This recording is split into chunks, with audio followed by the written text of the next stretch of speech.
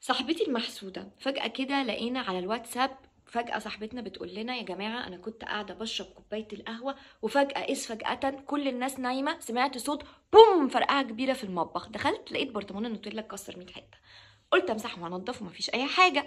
دخلت تاني الصالة تشرب كوباية فنجان قهوة وتريح دماغها، فجأة بوم البايركس فرقع بالنص. يا جماعة أنا محسودة. طيب، أنا بشغل قرآن وبقرا سورة الكهف كل يوم جمعة. ليه محسودة؟ علشان احنا لما بنركز مع الحسد كل حاجة بتحصل لنا بنشوفها انها حسد، في حين انه احنا محصنين نفسنا. معنى ان انا محصن نفسي يعني انا عليا هيمنة على اي حاجة ممكن تحصل.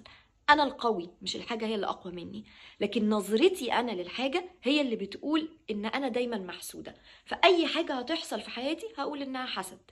وبخبرتي كده بعد ما انا يعني مريت بتجربة ان انا ابقى بحب حاجتي قوي قوي قوي قوي قوي قوي قوي لدرجة ان انا ممكن اقعد اعيط علشان اشارب اسود اتحرق، اللي هو ممكن اروح اشتري مليون اشارب اسود بس انا عايزة الاشارب بتاعي.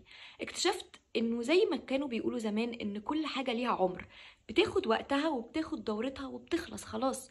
فقلت لها حاجة ما كنتش اعرف انها ممكن تأثر فيها، عشان كده حابة ان انا اقولها لكم عشان ممكن تأثر فيكم انتوا كمان. انا بشوف ان الحاجات دي ليها عمر وليها عوزان في انها تعيش معانا. فهي الحاجة خلاص ما بقتش عايزة تعيش معانا، ما بقتش عايزة تكون موجودة، ما بقتش عايزة تكون في حياتنا. بس في وسع اكبر وحياة اوسع لحاجات تانية كتير جاية جديدة عشان اتهنى واتدلع بيها. فلما حاجة تتكسر ما نزعلش عليها، بس نبسط بالجديد اللي هيجي. بحبكم قوي.